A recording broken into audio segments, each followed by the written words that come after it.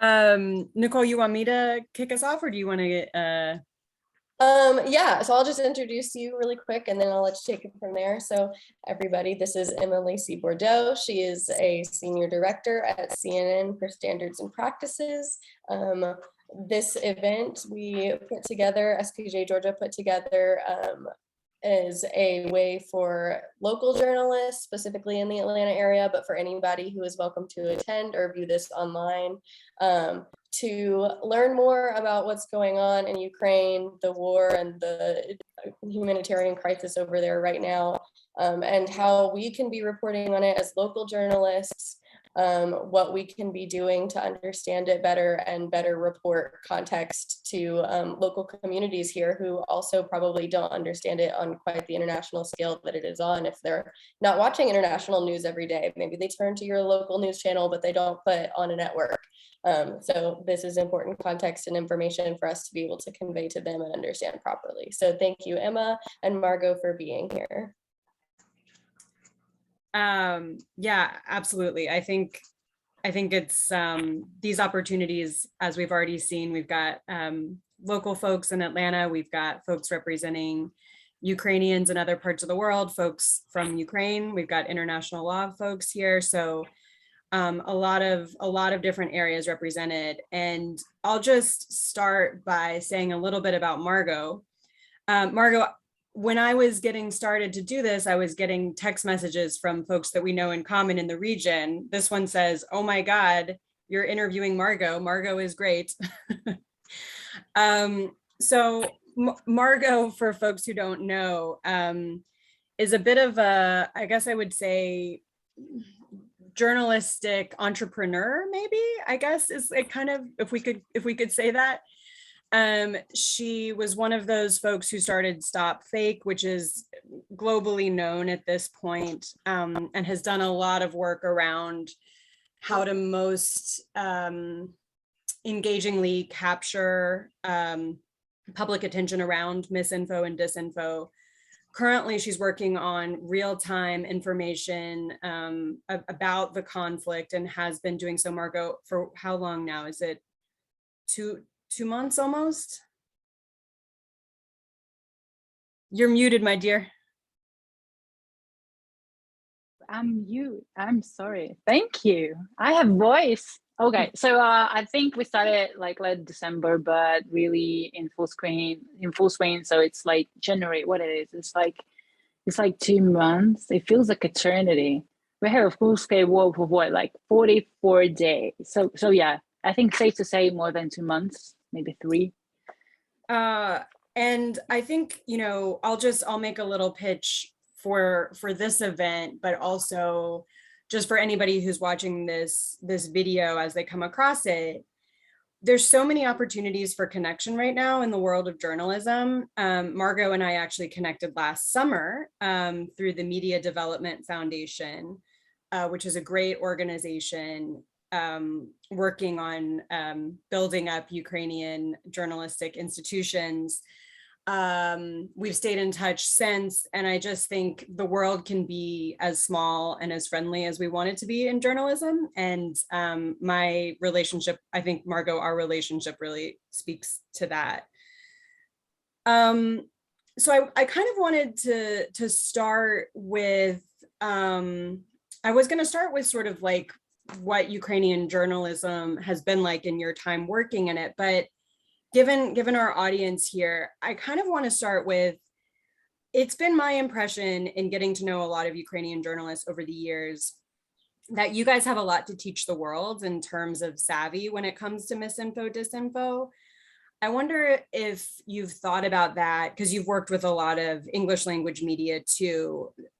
In your perspective, what lessons have you learned throughout your career in terms of how to think about misinfo, disinfo, and how to combat it? Thank you for such a great intro. And well, it's very flattering to hear these words that we are this savvy and everything. But I think the first difference between us and, for example, many foreign journalists that I saw in 2014, it was when we started right away to basically say, okay, this is lies, we can prove that, but we honestly know that's lies because it's coming from Russia. So there's basically enough for us, unfortunately, was to do with it. We saw our foreign colleagues. I remember there was foreign colleagues coming from Germany, but actually there was coming from all walks of lives and different countries. And I saw the struggle that was, if there were journalists, it was hard for them to understand they could be lying. And I honestly feel that this took us years to actually get from that point to understand that so someone you call a journalist can do that. And we actually stopped calling them journalists physically. We started to call them, people working for this, enterprise kind of thing, because otherwise you kind of imply calling them journalists that they are, telling you the truth. And I guess this is the biggest point actually to switch to understanding that we need to treat this source of information as the one that basically the whole information that comes from it is not to be trusted more likely.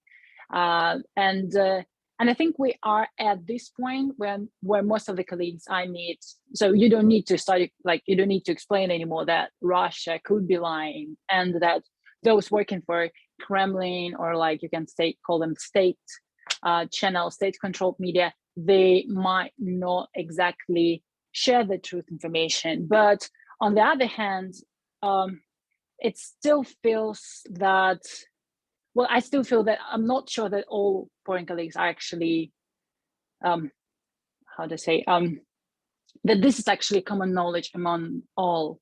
I'm not so sure right at the moment. And so I think this is the thing that maybe is good if it's engraved in anyone who's actually dealing with any information coming from Russia, that yes, we can quote, we can cite it. Yes, we can, we can use it if we need to show what this other side is saying, but I'm not sure we can work with it more than this. So I really love the saying that it's not like we always have two sides. So we are not always have the same, this side said this, and we need to find balance between them, because one of the sides can be, ultimately very genuinely wrong. And I think we came closer to that, but in the whole Ukraine-Russia problem we have here, it just, for most of the cases, I know I'm saying, I think it's called not bipartisan, yes, but I know I might sound biased, but in most of the cases, Russia will be found ultimately wrong. And that's why coming to Russia to, invite this call for Sky News prime time, or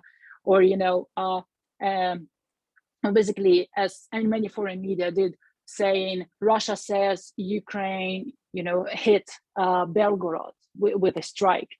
That's not even a problem with the whole news itself. I have a problem with, big name media actually saying Russia says as a source that can be not accuses, not allegedly says, but something as a source. So the other thing that's rather my, I think, observation as a journalist coming from Ukraine. So I see the struggle, but the other thing is, and I think this is kind of obvious by now, but the main thing that Russian media really does, and the technique they use is basically bombard you with the all sorts of information. And the problem here lies, and always will be, is basically, do you choose to take any misinformation and disinformation they throw on you,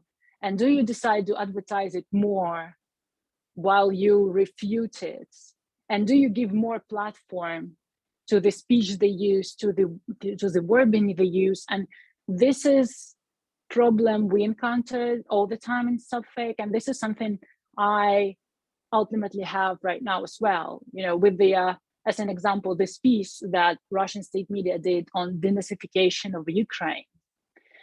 How much of the text you will take to explain how badly, and misinformative it is, and will you decide that you will take all this and basically will become a platform for their manifesto of denazification of Ukraine, and will you spread it more so that people might read it and decide maybe that actually is a good idea.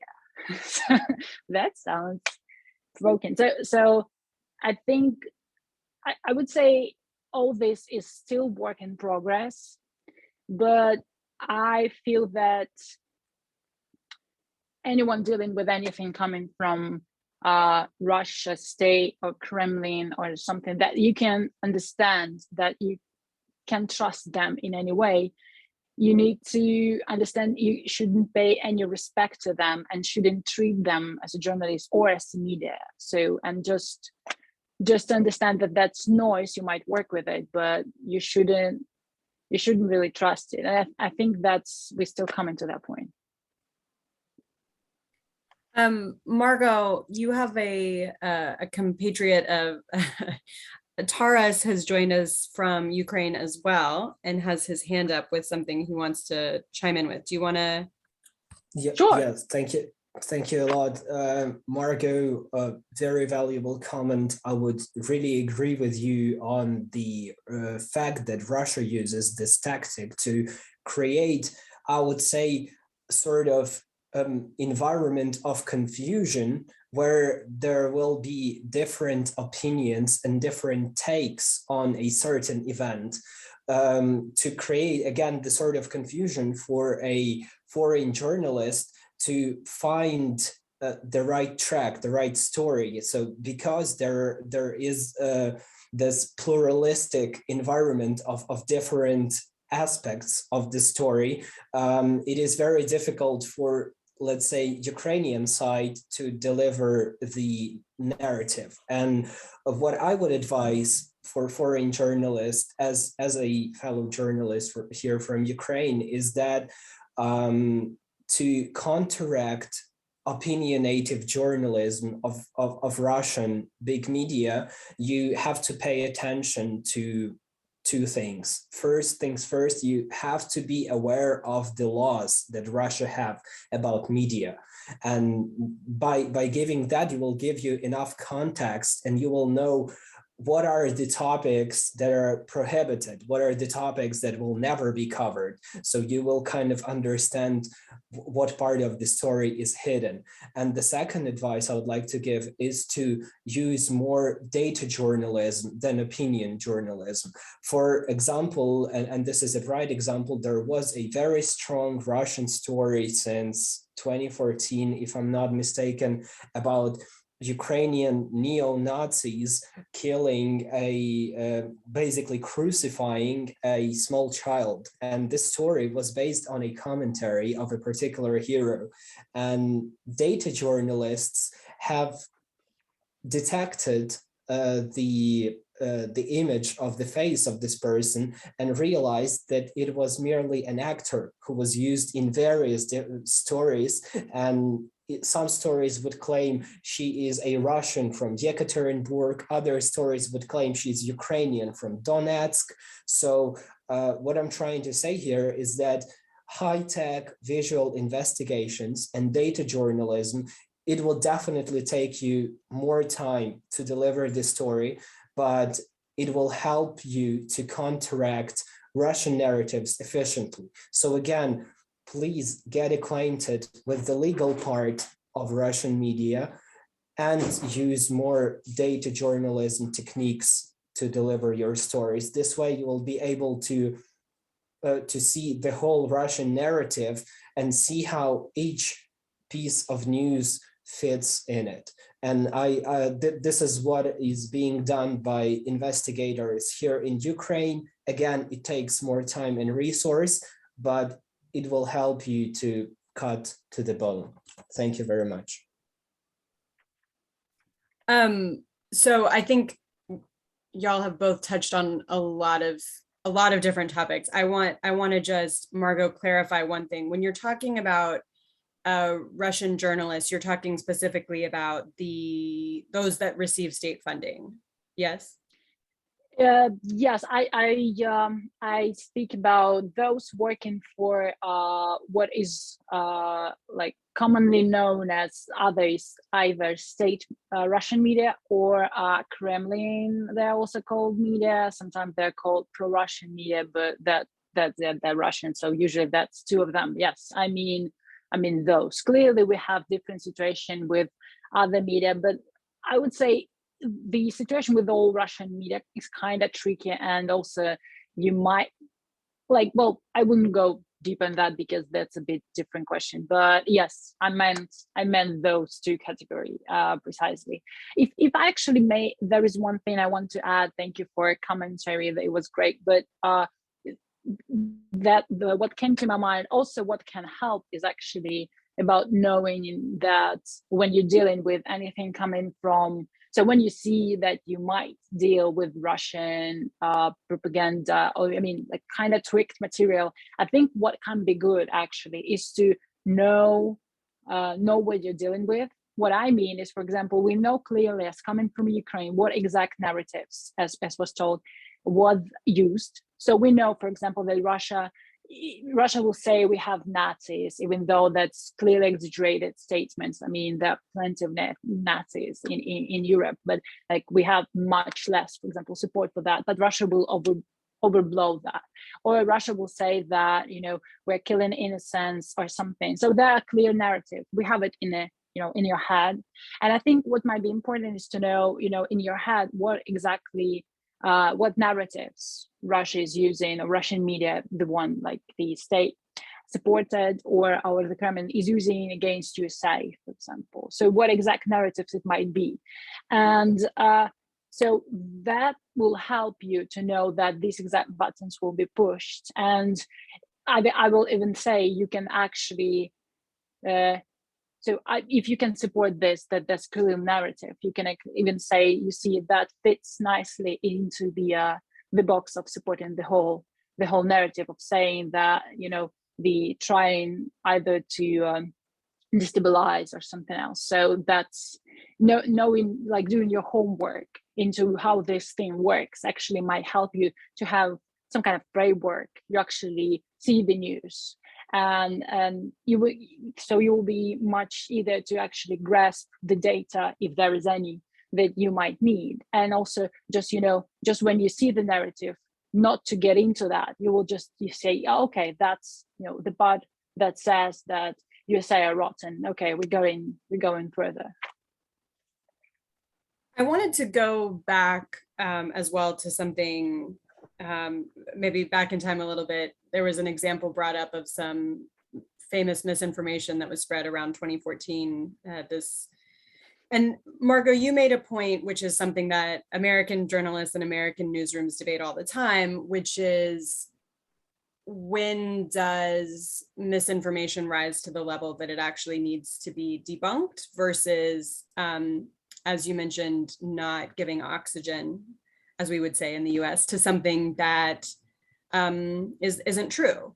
So I wonder if you have any thoughts on if there's a threshold. Sometimes in the US, we talk about this threshold. I think it's, Nicole, you might remember, I think it's is it the Merrell Streep threshold?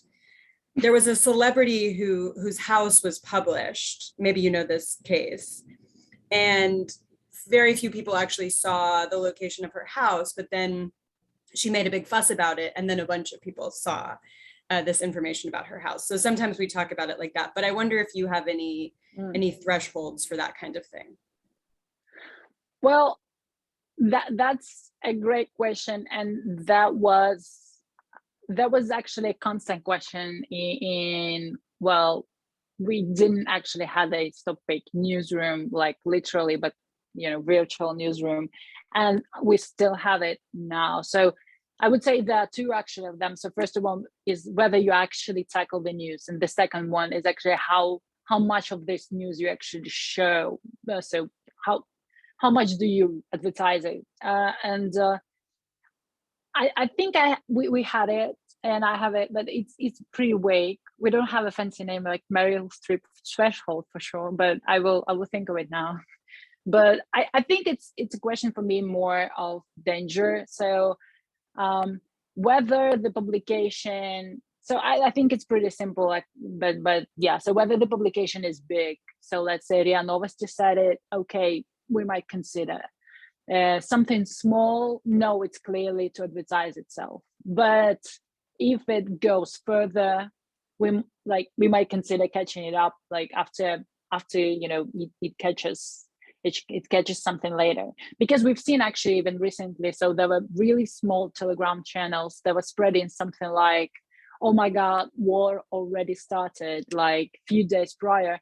And actually those who refuted, they had thousands, like tens of thousands of followers, but they advertise it much more. So basically I discovered there was fake like that from them, not from the original Telegram channel. So that's for me an example of that. So I think, yeah, so that's the following. So how many people saw that, how big of a following that media has, and then I think the third one will be how much of a danger is the news itself.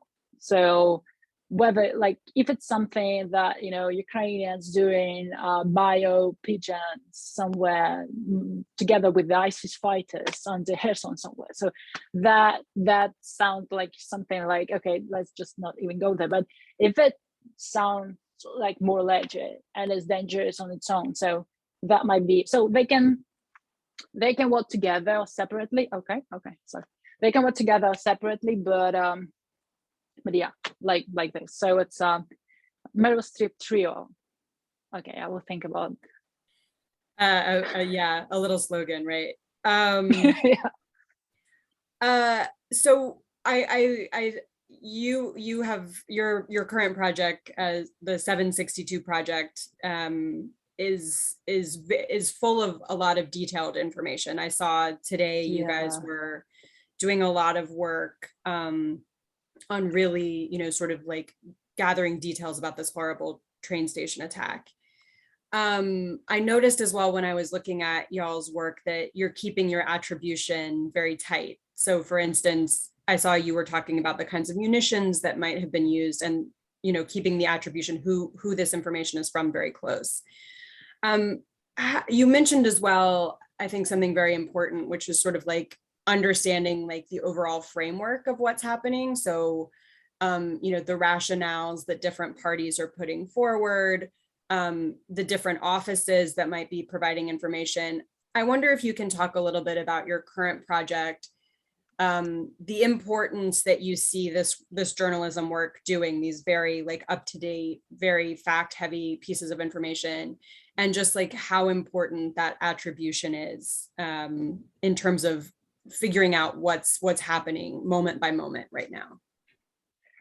Well, it's yeah, thank you. And it's actually a tough, I think, question. So basically what we are doing right now is we have this 762 project, and we try to, we started a bit differently, but that's something that all the media actually in Ukraine needed to face. So basically we started like months prior to the full attack. So that means that we were trying to follow the troops that were just going there and going a bit there. So basically there was much less information actually, and we were actually thinking, okay, we will be able to gather I don't know, 7 news actually a week, because there was so little info. But then all that started, and I'm seeing actually some almost real estate websites who actually also post on war and all that, because just everyone became war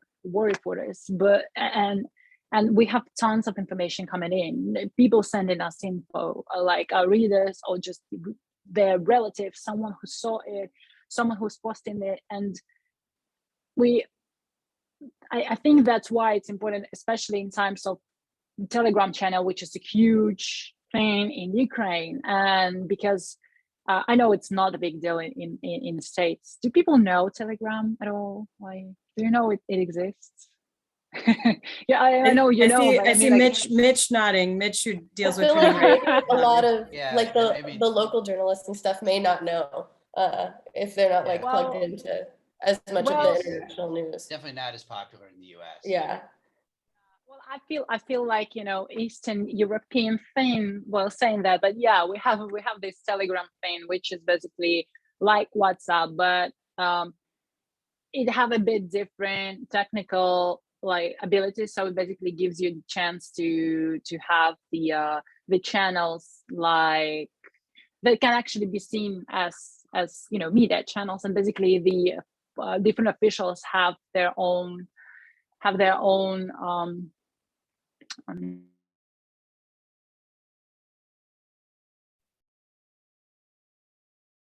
Margo, my dear, you muted yourself. again, now I'm muted. Okay, so basically we have, you know, all the officials, we have Kiev Mayor, we have everyone now on Telegram, so it's easy, and because it's fast, that's a big short explanation. So and in this situation, Telegram and all the other social media, but mainly Telegram, it actually leads so many people using it, led to people actually not attributing where information came from. Because you're doing it fast, you just want to spread information, and sometimes it's just out, and you just know that, you know, Russia bombed Kramatorsk. Why?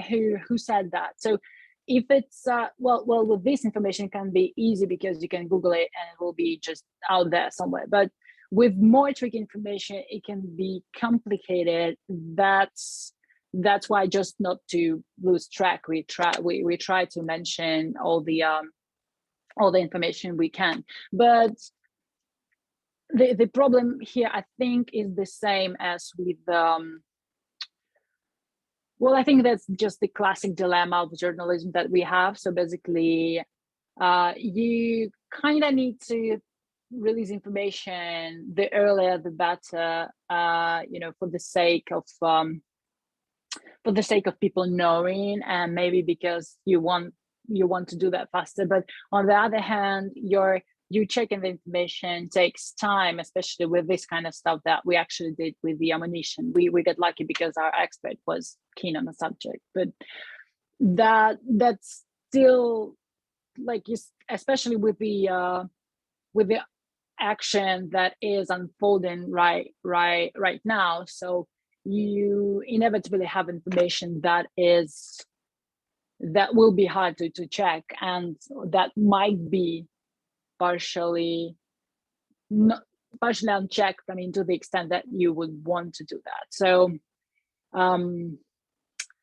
yeah, so I think that's more broad answer to the question, but yeah, that's definitely a challenge. I think that's what I want to say, and we definitely try to follow all the tracks just to be sure that if somebody said something, that we will be able to track it. Maybe let's say somebody who said that we actually change or explain where this information came from. Even with the quick example of this attack of Kramatorsk, this is not so particularly super important whether the official said which exact weapon was used, but actually they updated a bit later and they said that was a different one, which might be more important for the investigative processes afterwards. So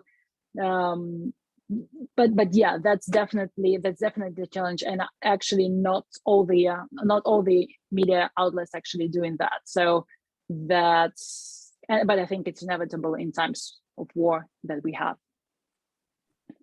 I have two more questions, and then I want to see if other folks have thoughts or questions. One is, you know, early on in the conflict, there were some pieces of information that went viral that turned out sort of not to be quite right. Maybe you saw there was this one video that was supposed to be a fighter pilot, and it turned out to be like a video game. What tips do you have for, especially because this is an association mostly of journalists in Georgia, so a world away, when these folks are in their newsrooms and they're being asked, how can we check on this video? What are some like like just tips for folks who are really, really trying to get it right, because we all understand that, you know, our journalistic credibility is on the line. What do you think might be helpful for folks as they're trying to puzzle that stuff out?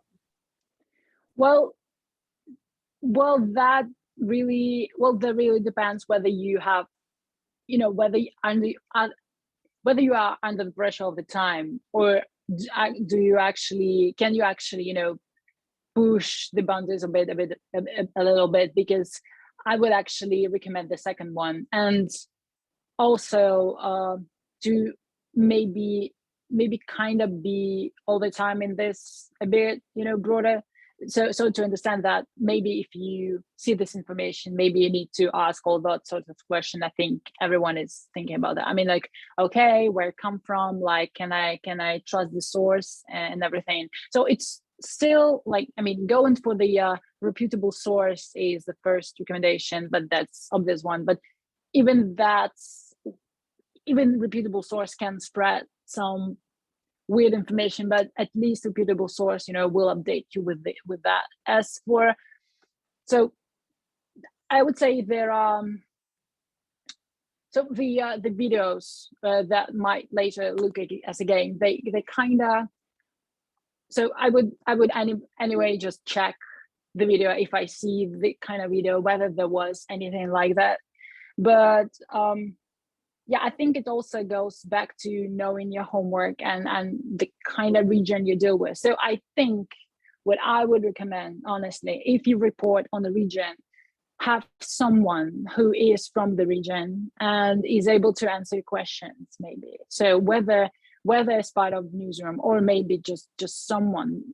Honestly, I will tell you, most of Ukrainian journalists and you know, either very professional, I mean, you know, very in their careers or just starting out, they, especially right now, will be very happy to help you, you know, with answering your questions. And maybe some of them will not be able to get to you right away. But I think, especially if you feel that you have, you might, you know, benefit from some perspective on the concrete thing. So I don't know, you might text me, you might, you know, just get in touch with Ukrainian journalists, because that's like, Ukrainians are always very welcome to foreigners coming to Ukraine. But right now, and I think this is something that you asked me like preliminary, and but really for like we're doing journalism really, and yes, as Taras wrote, so we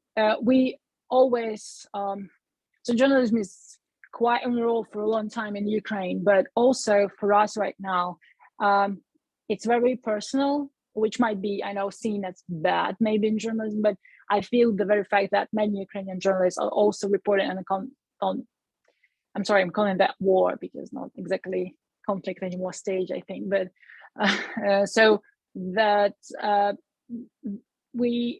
so that's very personal to us, to actually show the world what's really happening. And that's why you definitely, if I think that's what I would actually recommend, like, finally, so that it will be good if any foreign journalists in a situation where they are unsure with the situation in Ukraine, if they would, you know, I know it's hard in terms of time, but it actually might be done pretty quickly, would reach out and double check whether they, you know, whether they not taking our perspective, not in a way, just what's actually happening. But the whole, you know, manual and textbook on disinformation and fakes applies. So basically, if you, trusted source, if you know, if you see that someone uploaded and have only one video and have a name 00 Rex 5, or if you clearly see that this person has a clear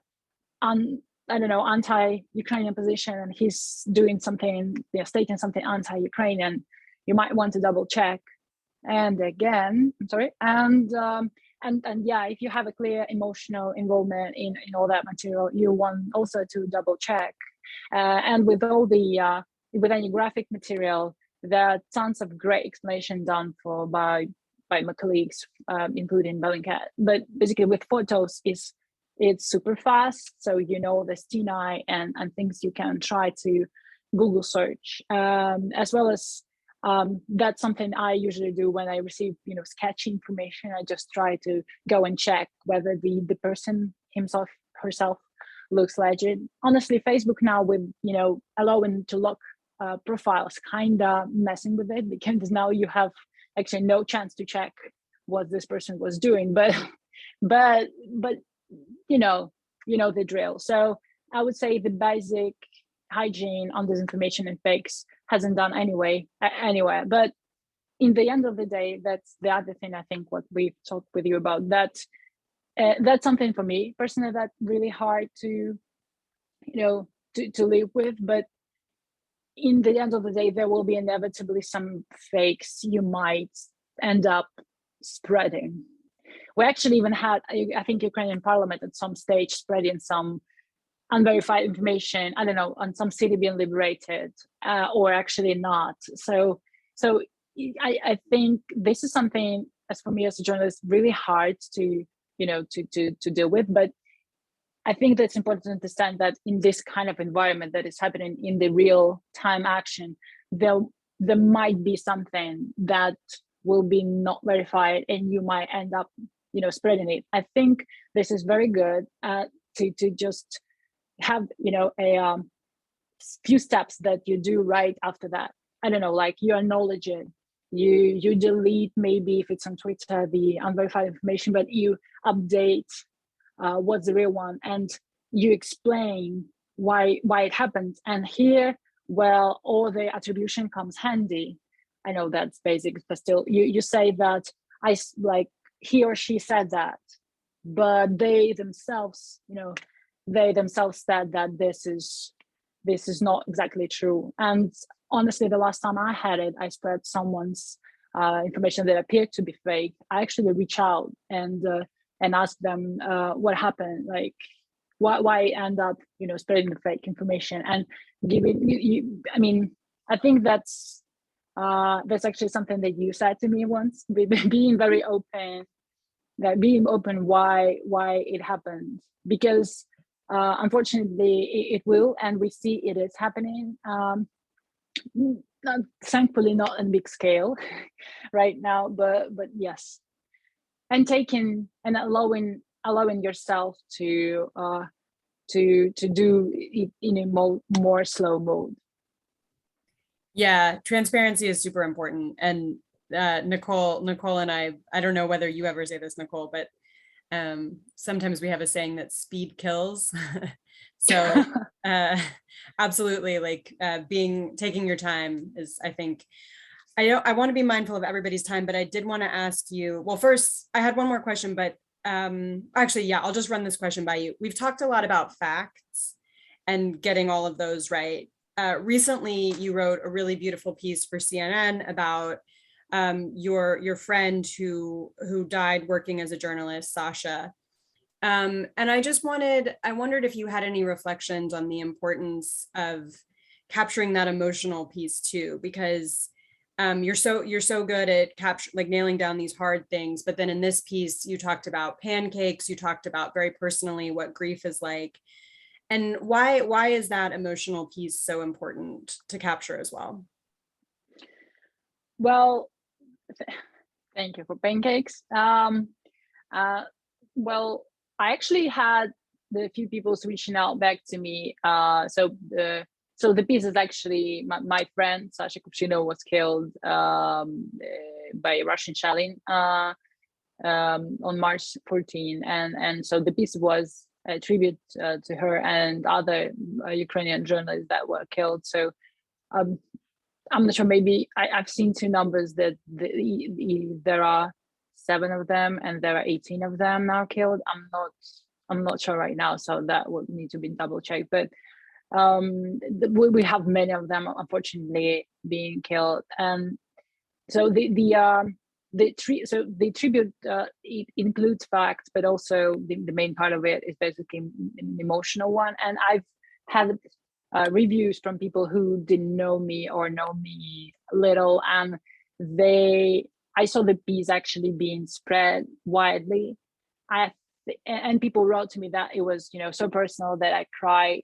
And that was, I think the importance of it is actually, again, I think it's pretty basic, but I haven't thought of it prior to the piece too much. I actually thought, okay, I'm doing this, you know, serious piece for serious media. I need to have it look like, you know, facts and all this serious opinions. But the easiest ways you can actually push the person into your shoes is to through emotions. And I was just so down, and I felt maybe if someone, you know, will feel how war feels, rather than how many people died and just a vague number, then maybe they will. So I will not persuade them that Russia's bad, or that you know, Russian soldiers are killing these abstract people for them. I will just paint my friend who is not there anymore, and will leave them in this emptiness to feel how it feels like. So and I think ultimately, in the end of the day, all we need, of course, facts to show that why we say this is true and why we say this is bad. And we need, I don't know, court to actually say that someone is a criminal. But emotions, I think, is ultimately something that leads people to believe all that stuff. And sometimes emotions will lead, and this is something that actually Russia nailed pretty well, because for them, emotions actually lead people to believe things that are not true at all. But they are so strong, they are enough. And I think this is something that actually I would love us to learn from Russian propaganda techniques, and just in general what they do on state level and in their media, is to, and I think something that overall is seen as, you know, kind of cheesy in journalism, you know, to engage emotions too much. But I think this is good if you engage them, you know, for a good cause. You're not lying while you're doing that, so you're still doing good journalism. But if you let people feel while they read what you do, not just read, I think ultimately you will achieve your goal much faster. Yeah, absolutely. Humans have a head and a heart, right? Yeah. Emotions and feelings are always part of the story, for sure. And it was a gorgeous piece if y'all haven't read it. Nicole, where are we in terms of time? Do we have time for questions, or? Yeah, we can take a few questions. We're coming up at noon. If anybody needs to hop off and go, that's okay. But if you have questions and want to keep chatting, we're here. And Margo and Emma, thank you guys so much for your time. Sure. If anybody has any, you can post them in the chat, or feel free to unmute yourself. We're a small group here today, so I think that's okay.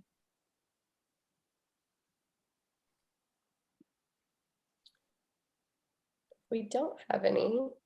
I'll just say thank you again to you guys. You guys were really fantastic. I think this was a great event for anybody to watch, be they a journalist or not, even about the conflict and understanding what's going on over there right now in terms of war, in terms of humanitarian crisis, in terms of understanding journalism. So thank you guys so much for all of your insight. If there's anything else you'd like to add, feel free. Can I just say thank you? Sure. Go on. Okay. Can I say thank you for everybody? It's so nice to see Ukrainian faces here. And I'm here in Atlanta, can connect you with everybody from Ukrainian community. It's thousands of people who is ready to help you, journalists in Atlanta, in every question. And we have families in Ukraine, and how we help our families, and just ask questions. We are here for you. Thank you so much, Olga. Yeah, you see, that's what I'm saying. You just need to ask questions, Ukrainians. Just, yeah, that's they just come up. I think what I would ultimately want to add, just a short one, if I can. So that's something that, so basically there were preliminary questions on what needs to be understood about Ukraine. I think the short one is that we almost are, we're actually going out of this situation, but up until now, and still kind of continues, that Ukraine was pretty much seen through Russian lens, in terms that, I mean, through what was either communicated before, or how it was portrayed in media, or that for a long time correspondents, for example, for big media, were writing about Ukraine sitting from Moscow. So of course it's changed for like in these last years, but it feels that we kind of still, you know, the ghost of that, the shadow, it still kind of goes on. And even the very fact that Kiev is still named in different airports and etc. as in Russian manner, like Kiev, even though in Ukrainian it goes as Kiev. It's a small thing, but that's just to explain even the whole narrative, which is really widely sometimes appear about the bad Nazi Ukrainians, which is I'm sorry I'm getting back to it, but it's just an important one. It's really overblown, and you know, you can go into details. I can send information on that you know, the real numbers of support is really low. You can compare that to different other countries in Europe and see that in Europe the support for right wing is actually much higher. But you can see in that how it works, because Russian media, they supported artificially these different narratives to show Ukraine in a very particular way. And by that, what I mean is, I think it will be good that if any of you write about Ukraine, to keep that in mind. And if you would either, you know, get in touch with any Ukrainian colleague that you might have who actually can give you any perspective on that, or just keep that in mind and reach out to Ukrainian media and see maybe how researchers who are from Ukraine, who portray that, to understand that the media landscape and how Ukraine is portrayed is still much infiltrated by this like Russian enforced image of Ukraine, which we now are trying to get out of. So that's a very important, you know, how to say, how it's called. Well, anyway, there's something to be reminded of. Yes. Maybe a paradigm to keep in mind. Yeah. Maybe, yeah. So that's something that I would, if I can ask you of anything, you know, by the end of this event, I think that would be something I would ask you of. And again, as Sarah said, and not only so, you are free to get in touch with me, and I can, you know, get you in touch with any other Ukrainian researchers or journalists. Oh, did you just lose her right at the end? I think we did. Maybe she'll join back. I will look out for her. But Nicole, thank you for a wonderful event. Thank you to y'all for dialing in. And I do think that conversations like these are really vital, because we really do have the opportunity to make the world a little bit smaller in talking to folks who have these different experiences. So thank you very much for organizing, and I hope everybody has a lovely rest of the day. Thank you, Emma. Thank you, everybody. Bye, y'all. Bye, guys.